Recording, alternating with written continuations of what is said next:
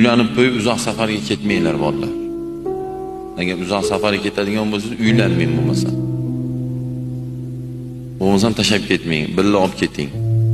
Yo'qsa uylanmang. Uylanmasam bo'lmaydi, unda ketmang. Ketsangiz ham 1 oyga keting, 2 oyga keting. Keling qaytib. Yillab tashlab ketmang xotinni. Bu gunoh, xotinni tashlab ketish gunoh, mumkin emas.